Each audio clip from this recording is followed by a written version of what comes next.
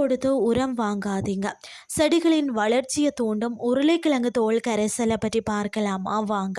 நாம் அன்றாடம் சமையலில் பயன்படுத்தும் உருளைக்கிழங்கின் தோள்களை பெரும்பாலும் குப்பையிலேயே எறிந்து விடுகிறோம். ஆனால் அவை தோட்டத்திற்கு அளவிட முடியாத பலன்களை வழங்கக்கூடியவை என்பது பலருக்கும் தெரியாதது.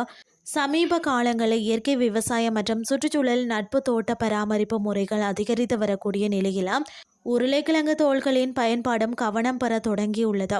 தோட்ட மண்ணின் வளத்தை பார்த்தீங்கன்னா அதிகரிப்பதில் மண்புழுக்களின் பங்கு முக்கியமானது.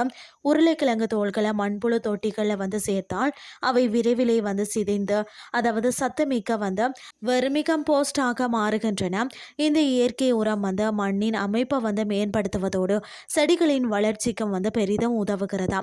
உருளைக்கிழங்குல காணப்படும் சோலனின் என்ற இயற்கை சேர்மம் சில பூஞ்சை நோய்களை கட்டுப்படுத்தும் திறன் கொண்டதாம். தோள்களை நீரில் கொதிக்க வைத்து அந்த நீரை குளிர வைத்து பாதிக்கப்பட்ட செடிகளின் மீது தெளித்தால் அதாவது மாவு பூஞ்சை போன்ற நோய்களின் தாக்கம் குறையக்கூடும். இது ரசாயன மருந்துகளுக்கு பதிலாக இயற்கையான மாற்றாக அமைகிறதுனே சொல்லலாம். தக்காளி, சோளம், முட்டைக்கோஸ், பூசணி போன்ற பயிர்கள் அதிக ஊட்டச்சத்துக்களை தேவைப்படுகிறது. இத்தகைய பயிர்களை நடுவதற்கு முன் பார்த்தீங்கன்னா மண்ணில் 6 முதல் 8 அங்குல ஆழத்தில் ஒரு பள்ளம் தோண்டி உருளைக்கிழங்கு தோள்களை புதைத்து வைக்கலாம். அவை மெதுவாக மக்கி மண்ணில் ஊட்டச்சத்துக்களை வெளியிட்டு செடிகளின் வளர்ச்சியை ஊக்குவிக்கும். அதே மாதிரி பார்த்தீங்கன்னா கம்போஸ்ட் தயாரிப்பில் பச்சை பொருட்கள் எனப்படும் நைட்ரஜன் நிறைந்த பொருட்கள் அவசியம். உருளைக்கிழங்கு தோள்கள் இதற்கான சிறந்த ஒரு மூலப்பொருளாக இருக்கிறது. அவை விரைவில் சிதைந்து கம்போஸ்டின் தரத்தை உயர்த்துகிறது.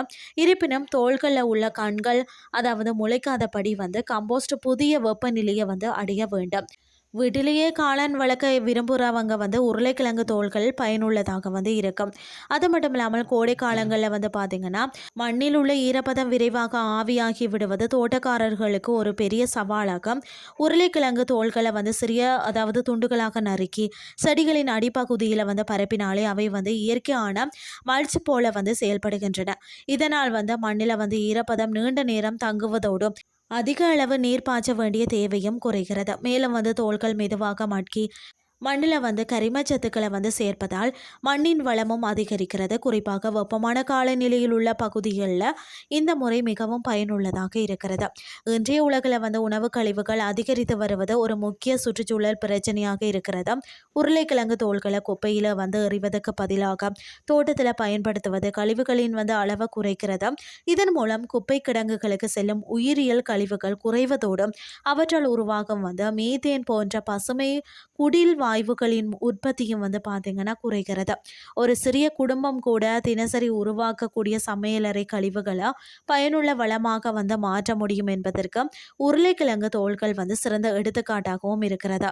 சுற்றுச்சூழலை பாதுகாக்க விரும்பும் ஒவ்வொருவருக்கும் இந்த ஒரு எளிய பழக்கத்தை கடைபிடிக்கலாம்.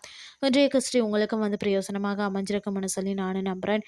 இதே மாதிரி மற்றொரு கிறிஸ்டியின் வேலைக உங்களை சந்திக்கிறேன். நன்றி.